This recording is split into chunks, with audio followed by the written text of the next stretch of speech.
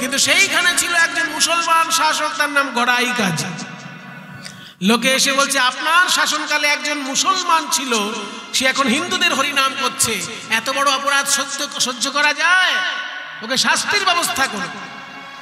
তাই গড়াই কাজী বলছে কে আছিস? এই হরিদাসকে 22টা বাজারে বেত্রাঘাত কর। হরিদাসকে ডেকে বলল, হরিদাস তুমি হরিনাম ছাড়বে কিনা বলো? ও কাফেরদের কুফরি করো না তুমি, ওসব কাফেরদের কাজ। তখন হরিদাস বললেন শোনো, আমি জীবনে প্রমাণ পেয়েছি হরি নামে, হরি নামে, তাই কারোর কথায় আমি হরি নাম ছাড়বো না। আমি তোমায় শাস্তি দিতে পারি। শাস্তি? খণ্ড খণ্ড হয় দেহ যদি যায় প্রাণ, খণ্ড খণ্ড হয় দেহ যদি যায় প্রাণ, তবু না বদনে ছাড়ি মধুর হরি নাম, না বদনে ছাড়ি মধুর হরি নাম। আমার শরীরটা যদি টুকরো টুকরো হয়ে যায় তবু আমি হরি নাম ছাড়ব না। কে? কাফেরের দালাল! এত বড় কথা তোর মুখে? শরীর টুকরো টুকরো হয়ে গেলেও হরি নাম ছাড়বি না? কে আছিস? এই কাফেরের দালালকে ধরে নিয়ে যা, 22টা বাজারে বেঁধে বেত্রাঘাত করবি।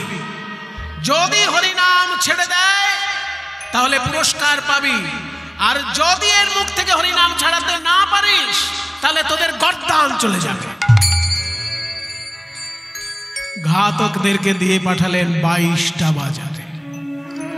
এক একটা বাজারে যখন বাজার জমে উঠেছে সেই সময় খুঁটির সঙ্গে হরিদাসকে বেঁধে ঘাতকগণ বেত্রাঘাত করছে। হরিদাস, আমাদের কিন্তু কাউকে মারতে প্রাণ কাঁপে না, ওই কাফেরদের হরিনাম ছাড়।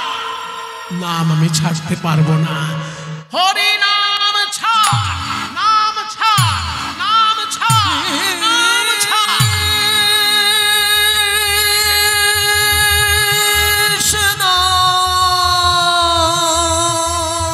কৃষ্ণ কৃষ্ণ বলে হরিদাস কাঁদিতে লাগিল, সর্বঙ্গে রুধির ধারা বহিতে লাগিল।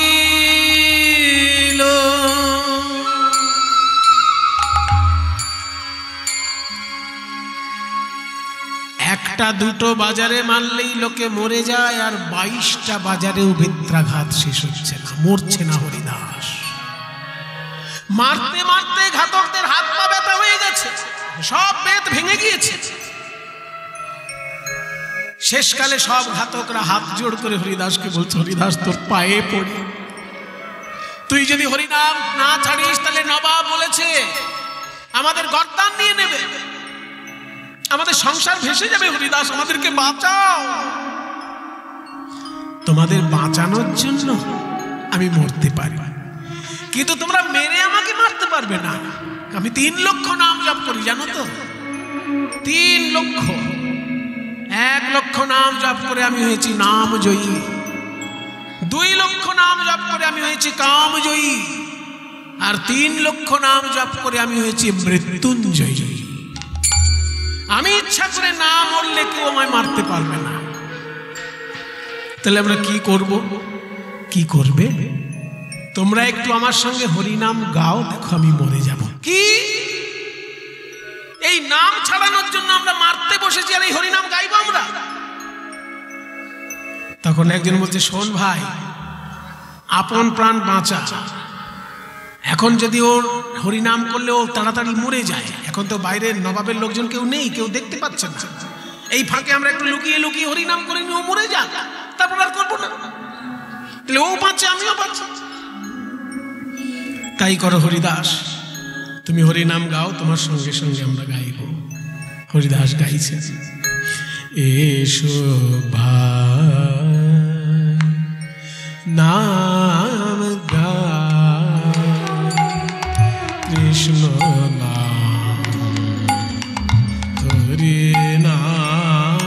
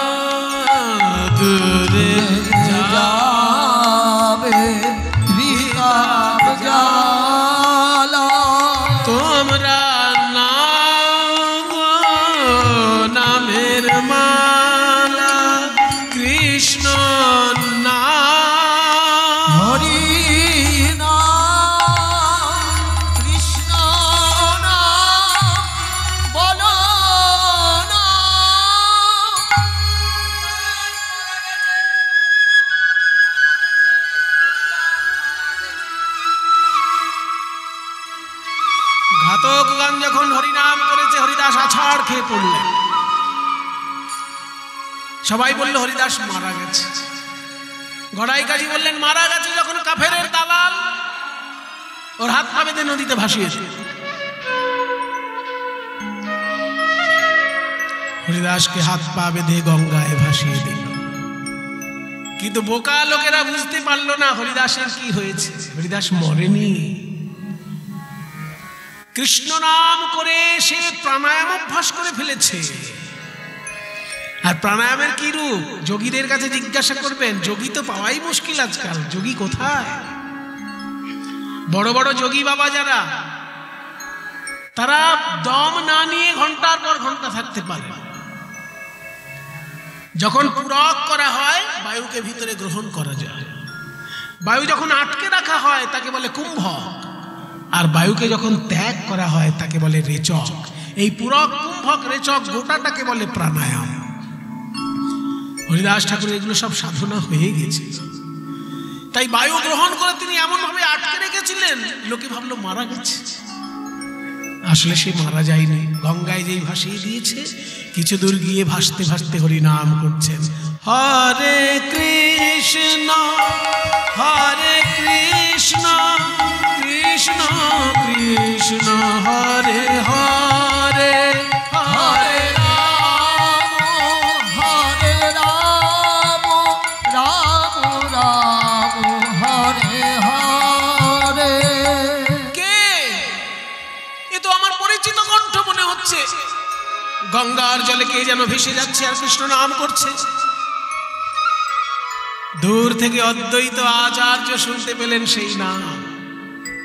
অদ্বৈত আচার্য সাঁতার দিয়ে গিয়ে হরিদাসের দেহটি নিয়ে আসলেন। হরিদাস, গুরুদেব, তোমার সারা গায়ে বেত্রাঘাতের চিহ্ন কেন? এরকম অমানুষের মতো কে মেরেছে তোমায়? গুরুদেব, আপনি আমার গায়ে বেত্রাঘাতের চিহ্ন দেখছেন, এগুলো বেত্রাঘাত নয়। আমি কৃষ্ণ নাম করেছি বলে এই কলিজীব আমাকে বেত্রাঘাতের অলংকার পরিয়ে দিয়েছে। অলংকার। হরিদাস, জীবনে আমি বৈষ্ণব অনেক দেখেছি, কিন্তু বেত্রাঘাতকেও অলংকার বলতে পারে এমন বৈষ্ণব আমি চোখে প্রথম দেখলাম। ধন্য হরিদাস, তুমি বেত্রাঘাতকে অলংকার মনে করে তুমি ধারণ করেছো। তুমি পেয়েছো বেত্রাঘাত রূপী অলংকার কলিজীবের কাছে। আর আমি তোমাকে একটা অলংকার দেব, তুমি বুকে তুলে রাখতে পারবে। সেই অলংকার কোথায় আছে জানো? সচী মায়ের কোল আলো করে রয়েছে সেই অলংকার। মায়েরা, গৌরাঙ্গ মহাপ্রভুর যখন জন্ম হয় তখন হরিদাসের বয়স হচ্ছে 35 বছর, আর অদ্বৈতাচার্যের বয়স হচ্ছে 52 বছর। এগুলো বাংলার ইতিহাস, এগুলো আপনাদের মুখস্থ রাখা উচিত। হরিনাম করতে করতে চলে এলো বেনাপোলের জঙ্গলে। বেনাপোলের জঙ্গল, সেইখানে রামচন্দ্র খান ছিল একজন শাসক। সে শুনলো বেনাপোলের জঙ্গলে নাকি একজন সাধু এসে হরিনাম করে, আর গ্রামের লোক তাকে এত ভালোবাসে যে জঙ্গলের ভিতরে গিয়ে হরিনাম তাকে খাবার দিয়ে আসে। আমি এইখানকার জমিদার, আমাকে কেউ খাবার দিতে আসে না, আর ওই সাধুকে খাবার দেওয়ার জন্য জঙ্গলে যায়। কে আছিস? লাঠি সোটা নিয়ে যা, ওই বাবাজিকে ঠান্ডা করে দিয়ে আয়। একদল লাঠিয়ালকে পাঠালো হরিদাসকে মারার জন্য। আর সেই লাঠিয়াল করলো কি জানেন? হরিদাসকে মারতে গিয়েছে জঙ্গলে, এমন ঝড় এসেছে যে গাছপালা ভেঙে পড়ে লাঠিয়ালদের গায়ের উপরেই পড়েছে। হরিদাসকে ঠান্ডা করবে কি নিজেরাই ঠান্ডা হয়ে বাড়িতে এসেছে। দেখলো এইভাবে তো হরিদাসকে কিছু করা গেল না, অন্য উপায় দেখতে হবে। কে আছিস? এই বাংলায় সব থেকে ভালো বাইজির নাম কি? ওই বাইজিকে নিয়ে আয়। শুনেছি অনেক জমিদারের জমিদারি চলে গেছে বাইজির জন্য। তো সেই বাইজি নাকি কেমন এই হরিদাসের মন ভোলাতে পারে। যা লাগে লাগুক, আমার জমিদারি চলে যায় যাক, তবু বাইজি আমার চাই। ভাইজি আসছে। জমিদার বাবু,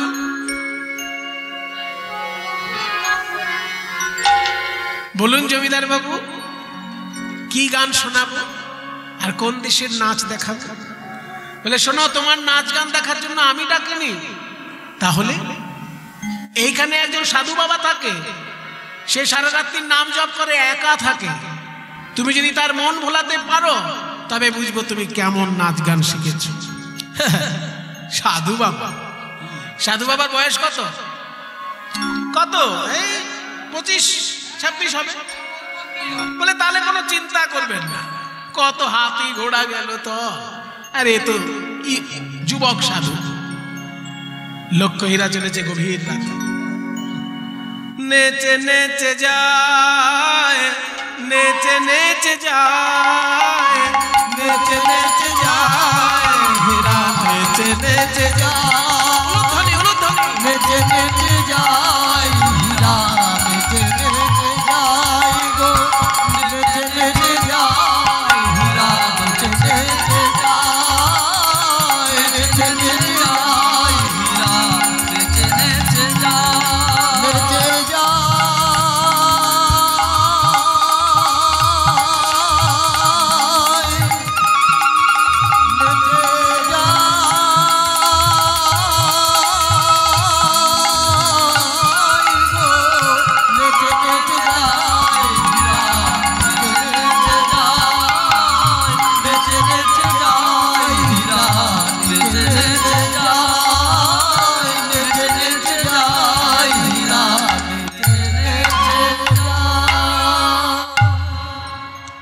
লক্ষ্যহীরা হরিদাসের সামনে এসে বসেছে। সাধু বাবা, শুনেছি আপনি নাকি এত সুন্দর হরিনাম করেন, এই বনের পশু পাখিও নাচে, তাহলে আজকে আপনি একটু গান গাইবেন, আমি নাচব।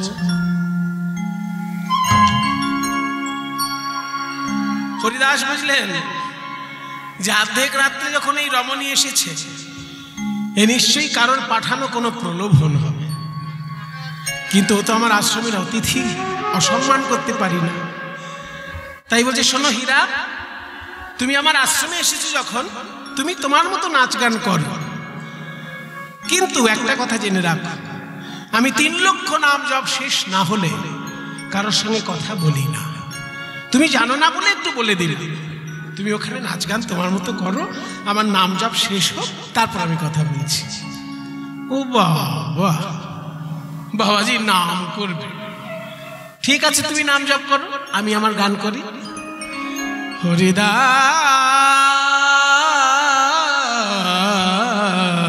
হরিদাস, হরিদাস চাহ মুখ পানে, মুখ পানে চাহ মুখ পানে।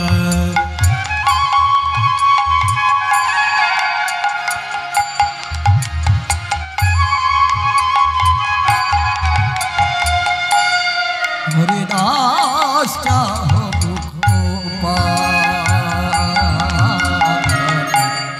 হরিদাস চাহ মুখ পানে, মুখ পানে, মুখ পানে, মুখ পানে, মুখ পানে, হরিদাস চাহ মুখ পানে, পানে, হরিদাস চাহ মুখ পানে, হরিদাস চাহ মুখ পানে, হরিদাস চাহ মুখ পানে। কুসুমের সুবাসে ভ্রমরায়লি আসে ছুটে, কুসুমের সুবাসে, এতদিন জানতাম ফুলের গন্ধে ভ্রমর ছুটে আসে। মায়েরা শুনুন ভালো করে, এতদিন জানতাম ফুলের গন্ধে ভ্রমর ছুটে আসে, মানে লক্ষ্যহীরা ফুল আর রূপলোভী মানুষ ভ্রমর। এতদিন জানতাম ফুলের গন্ধে ভ্রমর ছুটে আসে, আর আজকে ফুল ভ্রমরের কাছে এসেছে, তবু ভ্রমর কথা বলে না। ওরে দাস, কুসুমের সুবাসে ভ্রমরায়লে আসে ছুটে, ভোরে ওঠে সুগন্ধে কুসুমের শোভা। ওরে দাস চাহ মুখ পানে, হরি দাস চাহ মুখ পানে, হরি দাস চাহ মুখ পানে। দেখো হীরা, সারা রাত্রির নাচ গান করেছো, অনেক কষ্ট হয়েছে। এখন সকাল হয়ে গেছে তো বাড়ি যাও, আবার কালকে এসো। সারা রাত্রির নাচ গান করেও যখন হরিদাসের মন ভোলাতে পারলো না, একদিন গেল, দুদিন গেল, 3 দিন। লক্ষ্য হীরা বাইজি দেখছি আমার সারা জীবনের কঠোর পরিশ্রম করে আমি যে নাচ গান শিখেছি, কত জমিদার বাবুর জমিদারি চলে গেছে আমার জন্য, আর এই সাধু বাবা হরি নামে কি এমন রস পেয়েছে যে আমার নাচ গান ওনাকে ভোলাতেই পারলো না। আমার এমন রূপেও উনি ভুললেন না। 3টে দিন সারা রাত্রির হরিনাম শুনেছে হীরাবাই। এবার বাড়িতে গিয়ে কি অবস্থা জানেন? বাড়িতে যখন গিয়েছে, কোনো দাস দাসী বলছে, দিদি ধুলোবালির মধ্যে বসেছিলে, কাপড়টাকে ময়লা হয়ে গেছে, কেচে দেব? হীরাবাইয়ের মুখ দিয়ে বেরোচ্ছে হরে কৃষ্ণ। কেউ বলছে, দিদি খিদে পেয়েছে নাকি, 2টো ভাত বেড়ে দেব? হীরাবাইয়ের মুখ দিয়ে বেরোচ্ছে হরে কৃষ্ণ। যে কথাই উত্তর দিতে যাচ্ছে, মুখ দিয়ে হরে কৃষ্ণ বেরিয়ে যাচ্ছে। আর তাই শুনে দাস দাসীরা সব মুখে কাপড় চাপা দিয়ে হাসাহাসি করছে। বাইজি যদি ক্ষণে ক্ষণে হরে কৃষ্ণ বলে, তো ভূতের মুখে রাম নাম মনে হচ্ছে। কিন্তু হীরাবাই বুঝতে পেরেছে নিজের পরিবর্তন, আর কাল বিলম্ব না করে ছুটে গেলে হরিদাসের চরণে আছাড় খেয়ে হরিদাস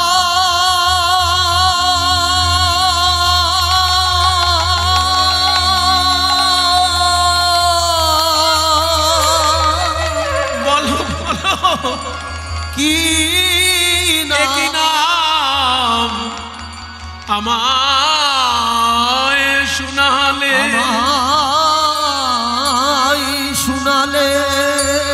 আমি যদি বলতে চাই আমার কাপড় কেচে দাও, মুখ বলে হরে কৃষ্ণ। আর আমি যদি বলতে চাই আমায় খেতে দাও, মুখ বলে হরে কৃষ্ণ।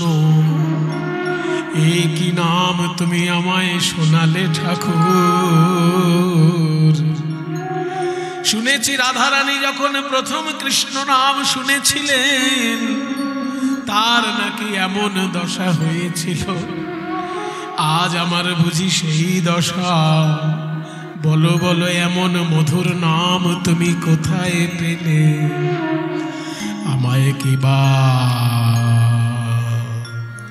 শোনা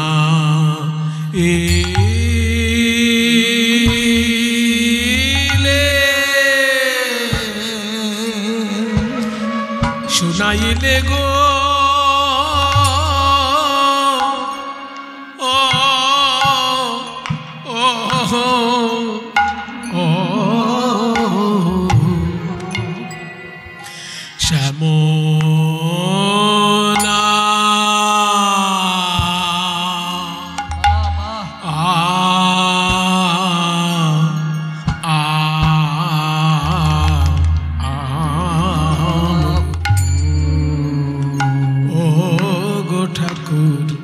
বলো বলো আমায় কিবা শোনা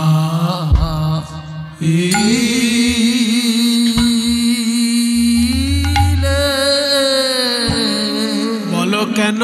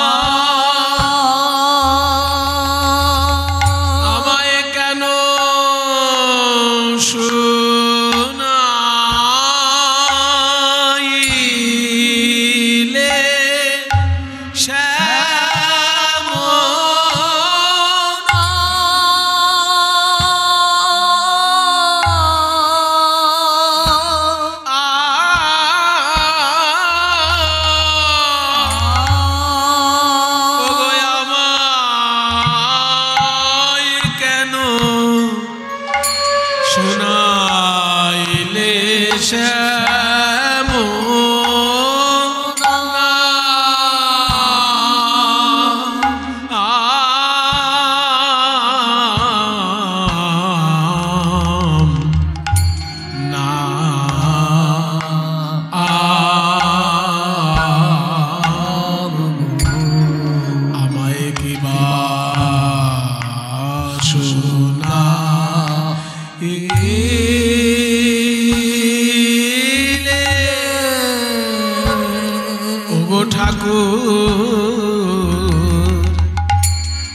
জন্মাবধি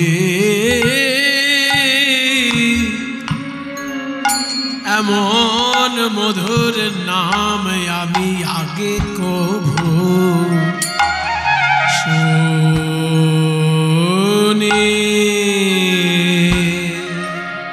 কভু শুনি না।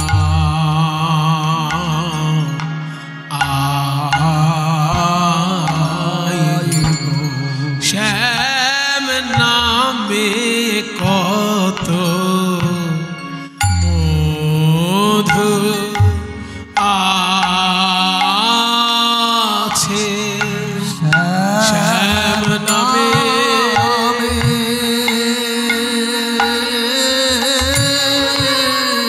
নামে কত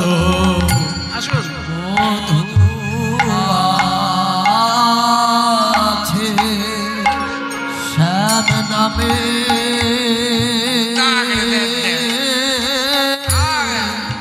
নামে কত মধু আছে, নামে নামে কত মধু আছে, শ্যাম নামে নামে কত মধু আছে,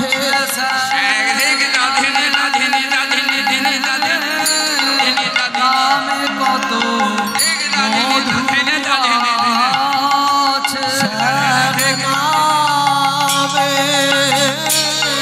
নামে কত মধু আছে, নামে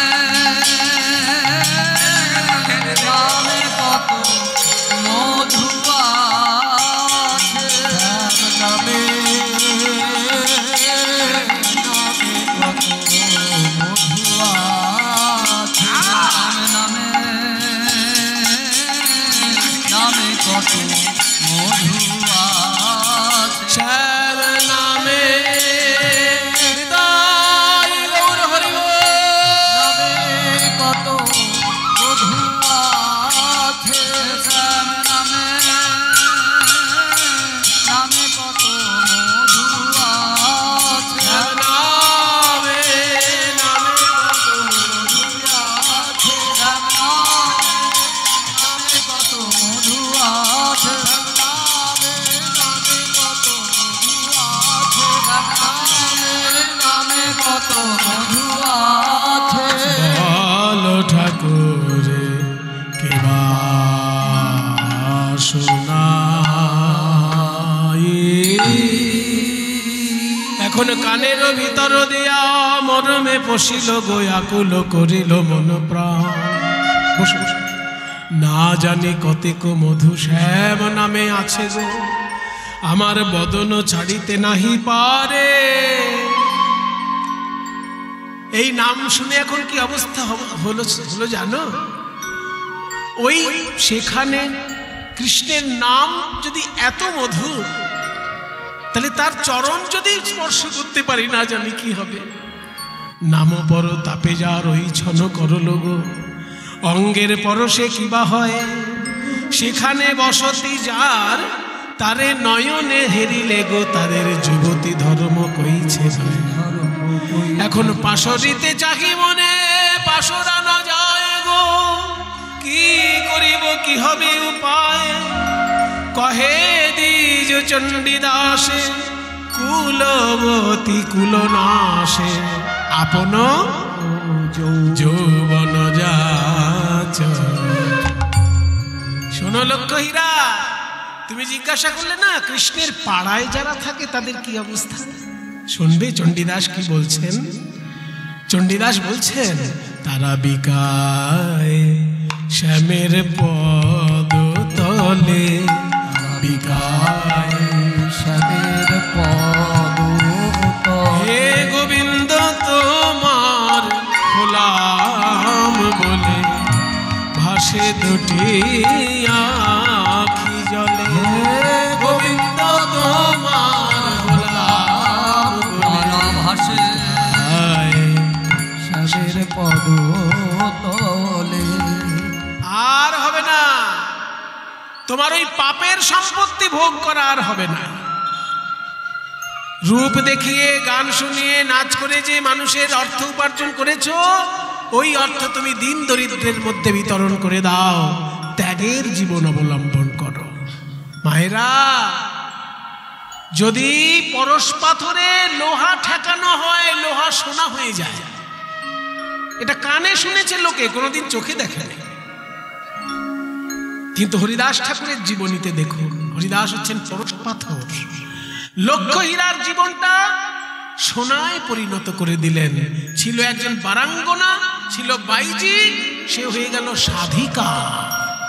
এগুলো গাল গল্প নয় বাবা, এগুলো বাস্তব ইতিহাস, বাংলার বুকে ঘটেছে। আর যেখানে এই ঘটনা ঘটেছে সেই জায়গাটি এখনো আছে। বাঙালি তো খাওয়া দাওয়া করে ঘুমোতে পারলে আর কিছু চায় না, সেই জন্য এইগুলো দেখে না। লোকে দীঘা বেড়াতে যায়, দার্জিলিং বেড়াতে যায়, কিন্তু এই সব মহাতীর্থ ঘুরতে যায় না। এগুলো বাঙালির দুর্ভাগ্য। যেখানে এই ঘটনাটি ঘটেছিল সেই জায়গাটি কোথায় জানেন? এই পশ্চিমবঙ্গ থেকে বাংলাদেশে ঢোকার অনেকগুলো বর্ডার আছে, তার মধ্যে একটা বর্ডার হচ্ছে ওই বনগাঁয়ে বেনাপোলের বর্ডার। ওই বেনাপোলের বর্ডার পেরিয়ে বাংলাদেশে ঢুকলেই 2 কিলোমিটারের মধ্যে সেই আশ্রম আছে বেনাপোলে। এখনো সেই জায়গাটি আছে যেখানে লক্ষ্য হীরাকে এইভাবে উদ্ধার করেছিলেন হরিদাস ঠাকুর। আমাদের সৌভাগ্য হয়েছে সেইখানে আমরা যে পদটি এতক্ষণ আপনারা শুনলেন, চণ্ডীদাসের এই পদটি আমরা ওইখানে নিবেদন করতে পেরেছিলাম। সেই সব জায়গা দর্শন করেছি, আমাদের জীবনটা ধন্য হয়েছে। লক্ষ্য হীরাকে উদ্ধার করে হরিদাস ঠাকুর আরো এগিয়ে চললেন। গঙ্গার ধারে ফুলিয়া এসে নাম জপ করছেন। অদ্বৈতের যখন 52 বছর বয়স তখন গৌরাঙ্গের জন্ম, আর হরিদাস ঠাকুরের যখন 35 বছর বয়স তখন গৌরাঙ্গের জন্ম। তার মানে কি, গৌরাঙ্গকে এরা কোলে পিঠে করে বড় করেছে। তাই হরিদাসকে নিয়ে অদ্বৈত গেলেন। ওই যে আমাদের অলঙ্কার সচী মায়ের কোলে নাচছে, চোখের সামনে নিমাইকে বড় হতে দেখলেন, জগাই মাধাই উদ্ধার করতে দেখলেন। সন্ন্যাসী হয়ে যখন নিমাই চলে গেল চোখের সামনে, সবাই কেঁদেছিল গৌর গৌর বলে, কিন্তু হরিদাস ঠাকুর কেঁদেছিলেন 2টি চোখ বন্ধ করে। কারণ গৌর শূন্য নবদ্বীপে আমি কি দেখবো, তাই চোখ বন্ধ করে কেঁদেছিলেন হরিদাস। নীলাচলে যখন চলে যান গৌরাঙ্গ মহাপ্রভু, হরিদাস ঠাকুর নবদ্বীপে থাকতে না পেরে চলে যান নীলাচলে। আর হরিদাস ঠাকুর যেহেতু কোনোদিন ভিক্ষা করতেন না, কারোর কাছে ভিক্ষা করতেন না, উনি একটা বকুল গাছের তলায় বসে নাম জপ করতেন পুরীধামে। সেই বকুল গাছটি এখনো আছে। আপনার পুরীতে যখন যাবেন, সমুদ্রে স্নান করে শুধু জলকেলি করবেন না, অনেক কিছু দেখার আছে পুরীতে, দেখবেন। সমুদ্রের ধার থেকে যখন জগন্নাথের মন্দিরে আসবেন, সেই রাস্তাটার ধারেই মহাপ্রভুর মন্দির আছে, যার নাম গম্ভীরা মঠ বা রাধাকান্ত মঠ। আর ওই রাধাকান্ত মঠের গা দিয়ে চলে যাচ্ছে একটা গলি ভিতরে, সেইখানেই রয়েছে হরিদাস ঠাকুরের বকুল গাছটি। যে বকুল গাছের তলায় তিনি সাধনা করতেন, সেই বকুল গাছের তলায় তিনি শুধু 3 লক্ষ নাম জপ করতেন, কারোর কাছে ভিক্ষা করতেন না। এবং ভিক্ষা করতেন না বলে চৈতন্যদেব একটা ব্যবস্থা করেছিলেন। কি না, জগন্নাথের মন্দির থেকে প্রসাদ আসতো চৈতন্য মহাপ্রভুর জন্য। হরিদাস ঠাকুর চৈতন্য মহাপ্রভু সেই প্রসাদ গ্রহণ করার পর বাকি অংশটা পাঠিয়ে দিতেন হরিদাসের জন্য। কত বড় কৃপা দেখেছেন! এই কৃপা আর কে পাবে? মহাপ্রভু প্রসাদ পাওয়ার পর সেই থালাটাই হরিদাসের জন্য নিয়ে যেতেন মহাপ্রভুর সেবক গোবিন্দ। একদিন গোবিন্দ সেই প্রসাদটা নিয়ে যাচ্ছে, আর দেখে কি যে হরিদাস প্রতিদিন বসে বসে নাম জপ করে সে আজকে শুয়ে শুয়ে নাম জপ করছে। একদিন গোবিন্দ মহাপ্রসাদ লইয়া, একদিন গোবিন্দ মহাপ্রসাদ লইয়া হরিদাসে দিতে গেলায় আনন্দিত হইয়া, হরিদাসে দিতে গেলা আনন্দিত হইয়া। দেখে হরিদাস ঠাকুর করেছে শয়ন, দেখে হরিদাস ঠাকুর করেছে শয়ন। মন্দ মন্দ মানে ধীরে ধীরে মন্দ মন্দ করিতেছে সংখ্যা সংকীর্তন, মন্দ মন্দ করিতেছে সংখ্যা সংকীর্তন। হরিদাস তুমি শুয়ে শুয়ে নাম জপ তো কখনো করো না, শরীরটা খারাপ নাকি? এসো, এই তো মহাপ্রভু পাঠিয়েছে প্রসাদ। গোবিন্দ কয় উঠো আসি করো ভক্ষণ, গোবিন্দ কয় উঠো আসি করো ভক্ষণ। হরিদাস কহে আজি করিব লঙ্ঘন, হরিদাস কহে আজি করিব লঙ্ঘন। লঙ্ঘন মানে ডিঙিয়ে যাও, অর্থাৎ আজকের দিনটা আমি ডিঙিয়ে যাব, মানে আজকের দিনটা আমি খাবো না। কেন খাবে না কেন? আরে মহাপ্রভু প্রসাদ পাঠিয়েছে তোমার জন্য। খাবো না কেন? 3 লক্ষ নাম জপ সম্পূর্ণ না হলে আমি তো প্রসাদ পাই না। আজকে আমার 3 লক্ষ নামটা সম্পূর্ণ হয়নি, একটু দেরি হয়ে যাচ্ছে। সংখ্যা কীর্তন পড়ে নাই কেমনে খাইব, সংখ্যা কীর্তন করে নাই কেমনে খাইব। মহাপ্রভুর দেওয়া প্রসাদ কেমনে ফিরাইব, আমার মহাপ্রভুর দেওয়া প্রসাদ কেমনে ফিরাইব। কি সর্বনেশে কাণ্ড বলতো। গোবিন্দ আমার নাম জপ সম্পূর্ণ হয়নি তাই খেতে পাচ্ছি না, আবার চৈতন্যদেব পাঠিয়েছে প্রসাদ, ফিরিয়ে দেওয়াটার সাহসও তো আমার নেই। তাহলে কি করি? এসো প্রসাদটা নিয়ে এসো, প্রসাদটা নিয়ে এসো। প্রসাদটাকে বন্দনা করলেন, প্রসাদকে প্রণাম করলেন, এক কণা নিয়ে সম্মান রাখার জন্য মুখে দিলেন। এত বলি মহাপ্রসাদ করিল বন্দন, এত বলি মহাপ্রসাদ করিল বন্দন। এক রঞ্চ লইয়া তার করিল ভক্ষণ, এক রঞ্চ লইয়া তার করিল ভক্ষণ। পেট ভরে প্রসাদ খাওয়া হলো না, আবার ফিরিয়েও দেওয়া হলো না, 2 দিক রক্ষা হলো। কিন্তু এই কথা চাপা থাকলো না। গোবিন্দ গিয়ে মহাপ্রভুকে জানিয়ে দিলেন, গৌর হরি, যে হরিদাসকে আমি কোনোদিন ঘুমোতে দেখিনি, শুতে দেখিনি, সব সময় বসে বসে নাম জপ করতে দেখেছি, সেই হরিদাসকে আজকে দেখলাম শুয়ে শুয়ে নাম জপ করছে এবং গতিটা ধীর হয়ে গেছে। শরীর খারাপ হলো কিনা একবার গিয়ে দেখে এসো। আসলে এই গোবিন্দ ছিল মহাপ্রভুর গুরু ভাই, ওই জন্য দেখে এসো বলতে পারে মহাপ্রভু। সে কি গোবিন্দ দা, হরিদাস অসুস্থ নাকি? সঙ্গে সঙ্গে মহাপ্রভু ছুটে চললেন, হরিদাস হরিদাস গৌর হরি। গোবিন্দর মুখে শুনলাম তুমি নাকি প্রসাদকে শুধু সম্মান করে পাঠিয়ে দিয়েছ, তোমার নাকি নাম জপ পিছিয়ে যাচ্ছে। ঠিকই শুনেছ প্রভু। আরে বাবা, বয়স হয়েছে, এখনো তোমার প্রতিদিন 3 লক্ষ নাম জপ করার কি দরকার? প্রভু কহে, বয়স হইল সংখ্যা অল্প করো, সিদ্ধ দেহ সাধনে আগ্রহ কেন ধরো? তুমি তো সিদ্ধি লাভ করেছো, আর কি দরকার এখনো 3 লক্ষ নাম জপ করার? বলছে, দেখো প্রভু, আমি যে কাজ সেই ছোটবেলা থেকে করে আসছি, আজ খাওয়ার জন্য সেই কাজ করতে পারবো না, এটা আমার দ্বারা সম্ভব নয়। তুমি আমাকে ওই কথাটি বলো না। তাহলে কি কি হয়েছে? তোমার শরীর খারাপ? না, শরীরও অসুস্থ নহে, অসুস্থ বুদ্ধি, মন। আমার একটু মনে অসুখ হয়েছে। সে কি হরিদাস, তোমার সংসার নেই, চিন্তা নেই, আর মনে অসুখ? মনে অসুখ কাদের হয়? যারা সংসার নিয়ে পড়ে থাকতে। তুমি তো সবকিছু ছেড়ে কৃষ্ণ নাম করছো, তোমারও মনে অসুখ। হরিদাস বলছে, শোনো প্রভু, সংসারী লোকের মনে অসুখ হয় সংসার, আস্তে, সংসারী লোকের মনে অসুখ হয় সংসার নিয়ে, আর আমার মনে অসুখ হয়েছে তোমাকে নিয়ে। হ্যাঁ, আমাকে নিয়ে? হ্যাঁ, তোমাকে নিয়ে একটা ব্যাপার আমাকে চিন্তায় কুড়ে কুড়ে খাচ্ছে। কি হয়েছে বলো হরিদাস? যতদিন যাচ্ছে গৌরহরি, তোমার রাধা ভাব ক্রমশ ভয়ঙ্কর হয়ে উঠছে।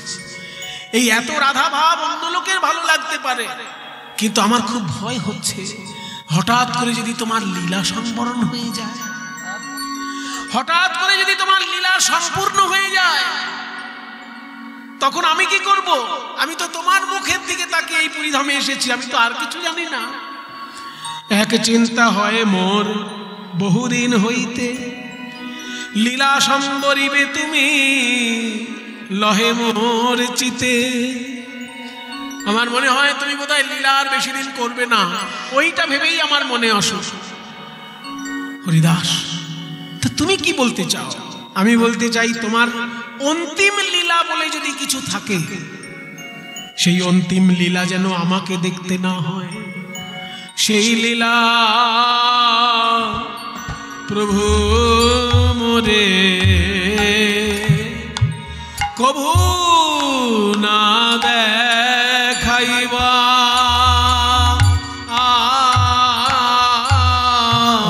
সেই লীলা প্রভু রে কভু না দেখাইবা। প্রভু আপনার আগে মোর শরীর পারিবা। তোমার আগে যেন যেতে পারি, তোমার আগে যেন যেতে পারি। এই কৃপা করো গৌর হরি। তোমার আগে যেন যেতে পারি। হরিদাস, এ তুমি কি বলছো?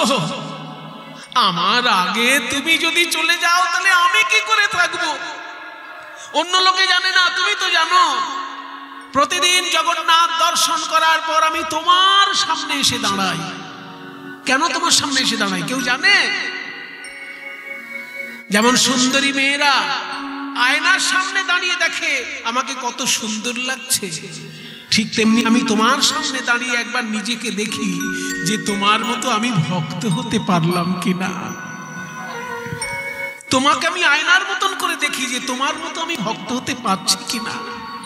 আর তুমি যদি চলে যাও আমি কাকে নিয়ে লীলা করব? হরিদাস, গৌর হরি, তোমার এত শত শত ভক্ত রয়েছে, কত গুণে গুণান্বিত তারা, কত সাধন ভজন করে তারা, আমি তো কিছুই পারি না। প্রভু, আমার মতো একটা পিঁপড়ে যদি মরে যায় তাতে পৃথিবীর কি এমন ক্ষতি হবে? কৃপা করে তোমার ওই চরণে আমার শেষ নিবেদন গৌর হরি। আমার শেষ ইচ্ছা তোমার আগে যেন আমি দেহ ত্যাগ করতে পারি। বলো বলো, আমার এই ইচ্ছা তুমি পূর্ণ করবে কিনা? বলো, এই ইচ্ছা পূর্ণ করবে কিনা? গৌর সুন্দর বলছে, হরিদাস আমি আর কি বলবো বলো? প্রভু কহে, হরিদাস তুমি যা কিছু মাগিবে, যা কিছু মাগিবে কৃষ্ণ কৃপাময় তাহাই অবশ্য পুরাইবে। কৃষ্ণ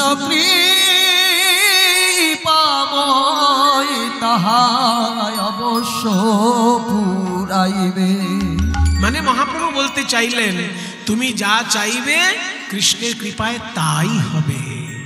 তার মানে তোমার মনোবাসনা পূর্ণ হবে। যখনই এই কথা বলেছে যে তোমার মনোবাসনা পূর্ণ হবে, অমনি হরিদাস ঠাকুর মহাপ্রভুর দুটি চরণ জড়িয়ে ধরেছে। আমার ইচ্ছা যদি সত্যিই পূর্ণ করো গৌর হরি, তাহলে আমার শেষ কথা শোনো। মৃত্যুকালে লোকে কত কষ্ট পায় আমি দেখেছি, কত ছটফট করে, কত ব্যথা পায়, তবু তাদের প্রাণবায়ু বেরোতে চায় না। আমি কিন্তু ওই রকম কষ্ট পেয়ে মরতে চাই না। আমার তিনটে ইচ্ছা আছে। আমার নয়নে যেন তোমার চাঁদ বদন থাকে, আমার হৃদয়ে যেন তোমার চরণ থাকে, আর আমার বদনে যেন তোমার নাম থাকে, এইভাবে যেন আমি যেতে পারি। আমি হৃদয়ে ধরিব শ্রীকৃষ্ণ তোমার যুগল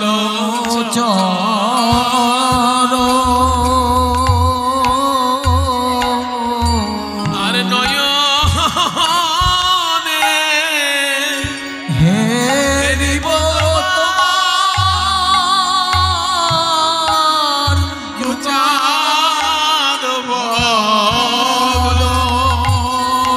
প্রভু হে নয়নে হেরিব তোমার চাঁদ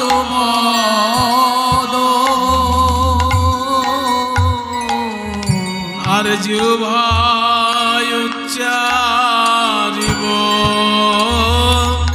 শ্রীকৃষ্ণ চৈতন্য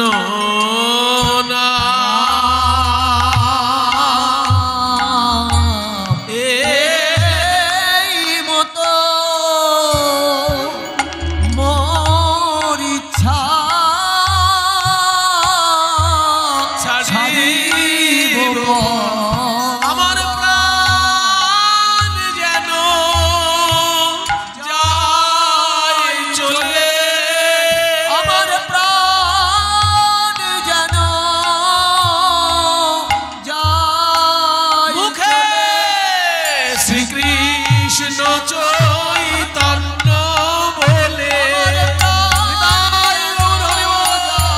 চলে শ্রীকৃষ্ণ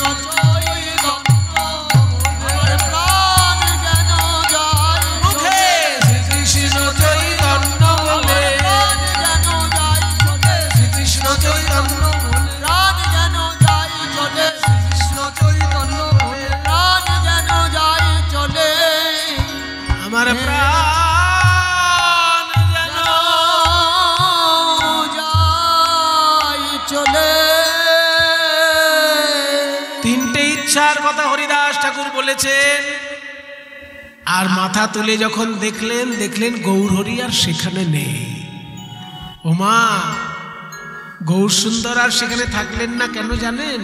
যদি এর বেশি কিছু চেয়ে ফেলে হরিদাস আর দিতে পারবে না গৌরহরি, তাই সেখান থেকে চলে গেছে। এইবার পরের দিন গৌরাঙ্গ মহাপ্রভু এসেছেন হরিদাস ঠাকুরের কাছে ভক্তদেরকে সঙ্গে নিয়ে। হরিদাস, বলো তোমার ইচ্ছা কিছু পাল্টালো? হরিদাস ঠাকুর বলছে, গৌরহরি, ভক্তের ইচ্ছা তো বারবার পাল্টায় না, ভগবানের সিদ্ধান্ত বারবার পাল্টাতে পারে, ভক্তের সিদ্ধান্ত বারবার পাল্টায় না। তাহলে তোমার ইচ্ছাই পূর্ণ হোক। এই কথা যখনই বলেছেন গৌরহরি, তখন হরিদাস বলছে, এসো প্রভু, আমার সামনে এসে বসো। যে বকুল গাছের নিচে নাম জপ করতেন হরিদাস ঠাকুর, সেই বকুল গাছে হেলান দিলেন আর মহাপ্রভুকে সামনে বসালেন। বসিয়ে বলছেন, তোমার দুটি চরণ আমার হৃদয়ে তুলে দাও। এইবার সহৃদয়ে হরিদাস নিজাগ্রেতে মহাপ্রভু বসাইলা।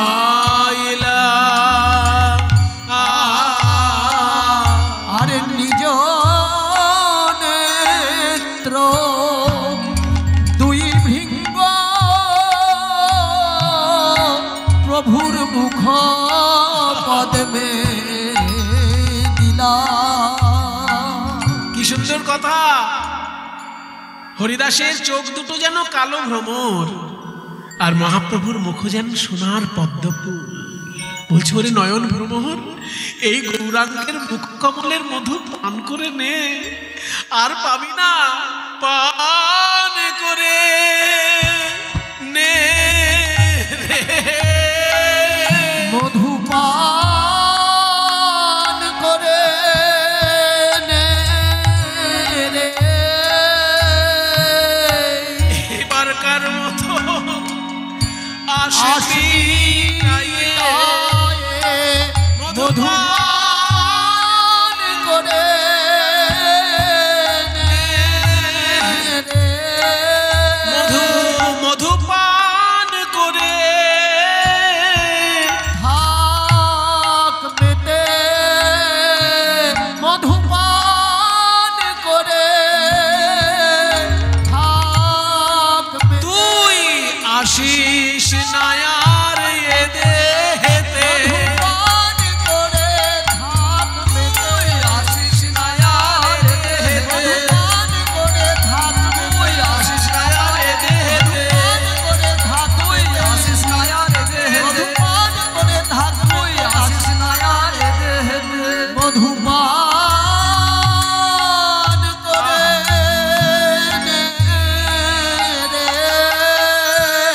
এবার সহৃদয়ে আনি ধরিল মহাপ্রভুর চরণ।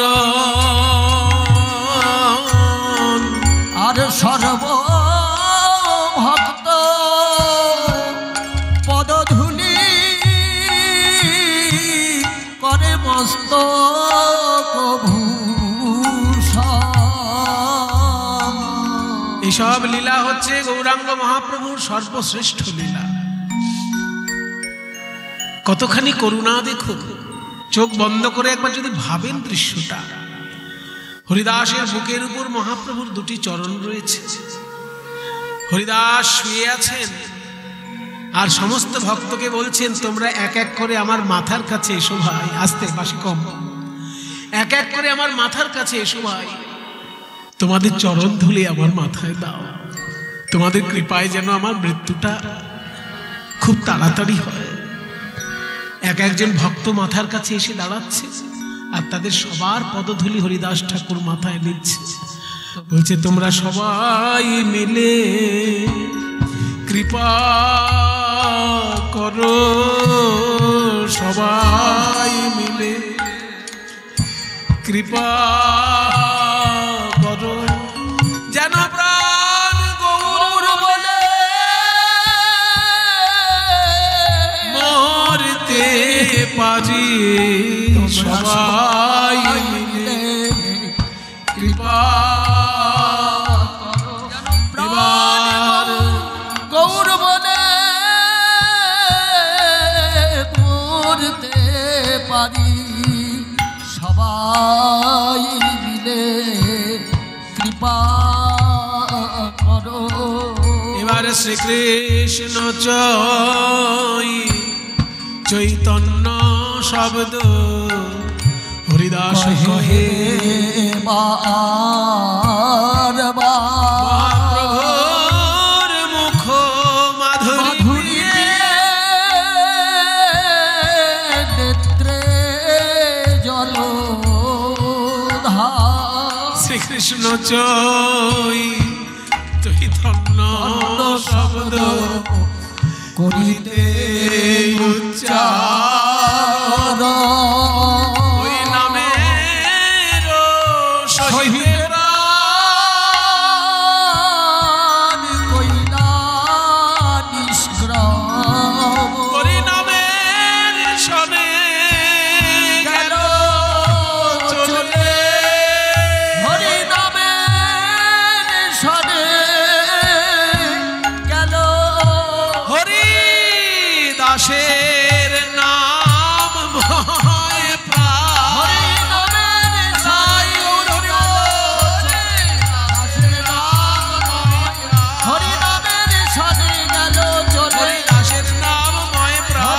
হরি নামের শনে গেল চলে, হরি নামের শনে গেল চলে, নামের শনে গেল চলে, হরি নামের শনে গেল চলে, ওই নামের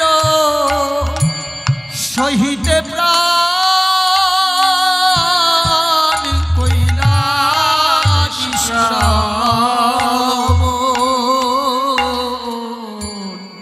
মায়েরা, নিজের ইচ্ছায় মরতে পারে এমন সাধু কাউকে দেখেছেন কোনোদিন? আমি তো দেখিনি। নিজের ইচ্ছায় মরতে পারে, আত্মহত্যা নয়, একে বলে ইচ্ছা মৃত্যু। ইচ্ছা মৃত্যু আর আত্মহত্যা এক জিনিস নয়। আত্মহত্যা হচ্ছে গলায় দড়ি দেওয়া, বিষ খাওয়া, রেলে মাথা দেওয়া, কিন্তু ইচ্ছা মৃত্যু কি? আমি মনে করলাম এবার আমি মরে যাব, মরে গেলাম, এটা কি সম্ভব? এই একমাত্র ঈশ্বরের কৃপা ছাড়া সম্ভব নয়, আর বড় বড় যোগী বাবা ছাড়া সম্ভব নয়।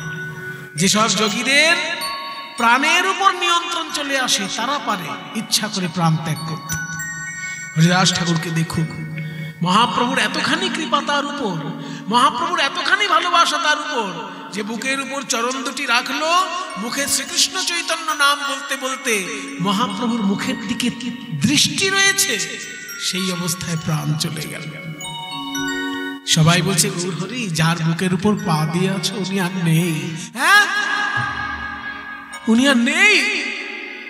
এই কথা শুনে মহাপ্রভু সেই হরিদাসের দেহটি কোলে তুলে নিলেন আর উন্মাদের মতো নৃত্য করতে লাগলেন মহাপ্রভু। হরিদাসের তনু প্রভু লইলাই উঠাইয়া,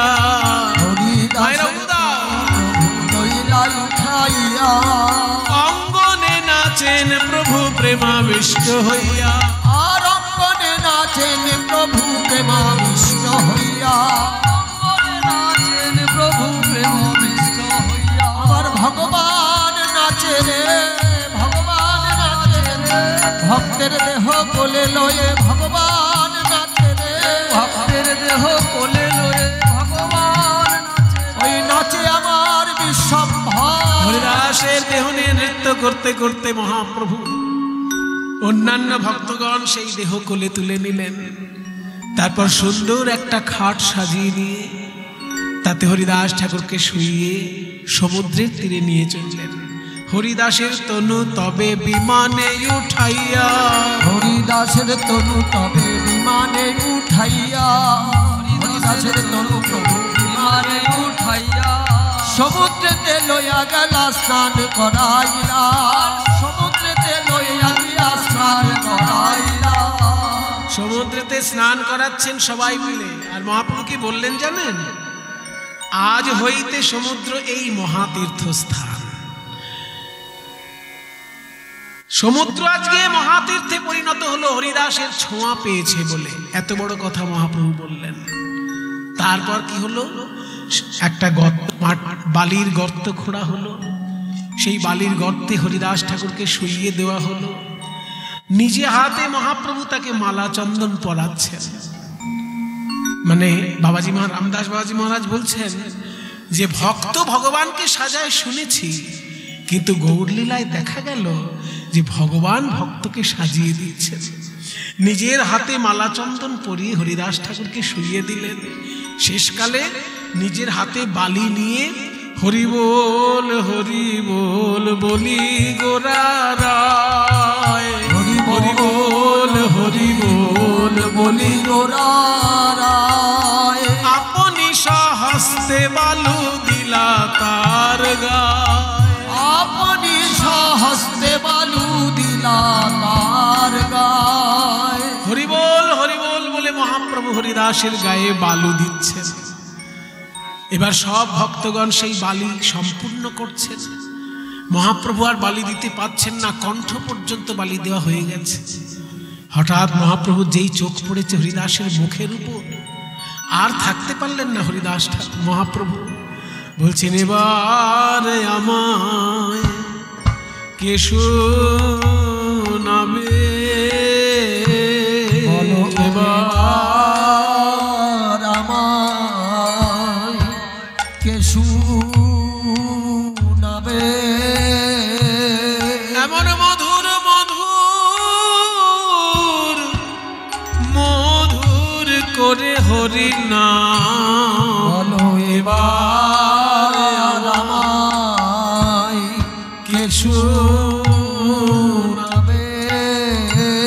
হরিদাস ছেড়ে গেল প্রাণে বাঁচা ভার, হরিদাস ছেড়ে এমনি প্রণাম করুন। প্রাণে বাঁচা ভার, হরিদাস ছেড়ে গেল প্রাণে বাঁচা ভার, হরিদাস ছেড়ে গেল প্রাণে বাঁচা ভার। এত বড় কথা মহাপ্রভু কারো সম্পর্কে বলেনি।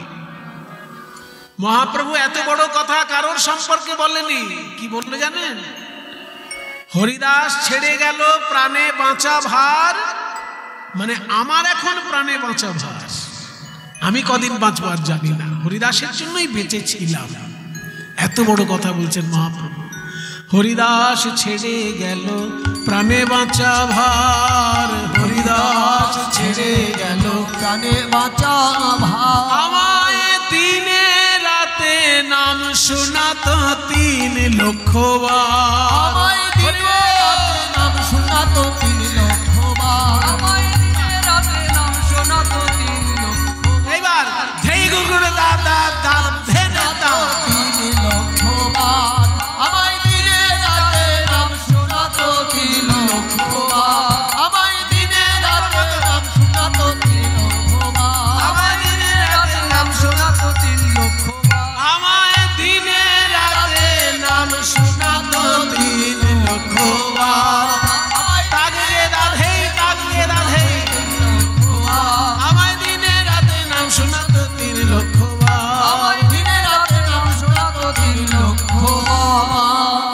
এটা বাবাজি মহারাজের নিয়ম। দিনে রাতে নাম শোনাতো 3 লক্ষ বার, সে 3 বার মাতাল, 3 রকমের বাজনায় 3 বার মাতাল।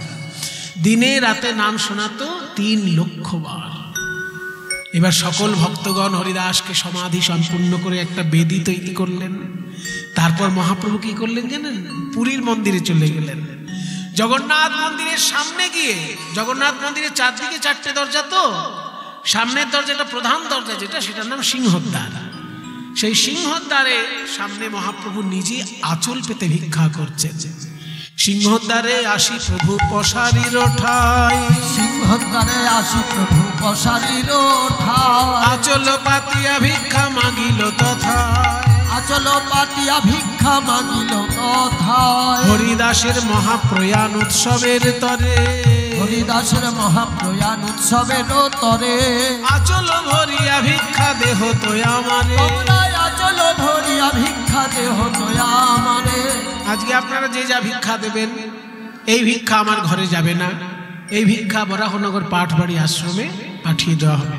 কারণ এই ভিক্ষা স্বয়ং মহাপ্রভু করছেন হরিদাস ঠাকুরের জন্য।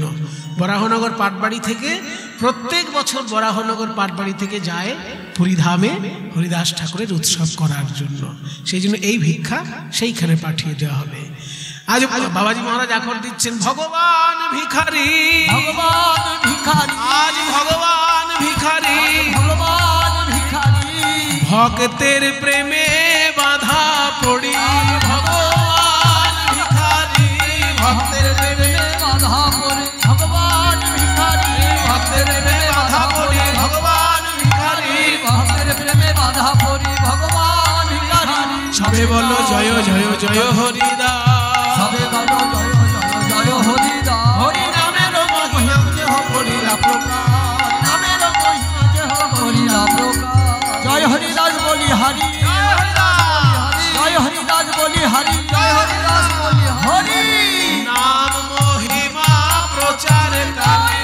হরি বল হরিদাস বলি হরি, নাম মহিমা প্রচারকারী। জয় হরিদাস বলি হরি নাম মহিমা প্রচারকারী, হরি নাম মহিমা প্রচারকারী। জয় হরিদাস বলি হরি নাম মহিমা। প্রচারকারী, জয় হরিদাস বলি হরি। হরিদাস ছিল পৃথিবীর শিরোমণি, হরিদাস আছিল পৃথিবীর শিরোমণি, আর সেহ বিনা রত্ন শূন্য হইল মেদিনী, সেহ বিনা রত্ন শূন্য হইল মেদিনী, আর সেহ বিনা রত্ন শূন্য হইল মেদিনী। বলো জয় গৌর ভক্ত বৃন্দ গৌর যার প্রাণ। বলো জয় গৌর ভক্ত বৃন্দ গৌর যার প্রাণ। সবে মিলে করো মনে প্রেম ভক্তি দান। সবে মিলে করো মনে প্রেম ভক্তি দান। এই কৃপা করো হে, এই কৃপা করো হে, হেন বদন ভরে গাইতে পারি। এই কৃপা করো হে, বদন ভরে গাইতে পারি। এই কৃপা করো হে, হেন বদন ভরে গাইতে পারি। গৌর গোবিন্দ লীলা বদন ভরে গাইতে পারি। গৌর গোবিন্দ লীলা। হরে কৃষ্ণ কৃষ্ণ কৃষ্ণ হরে হরে, হরে রাম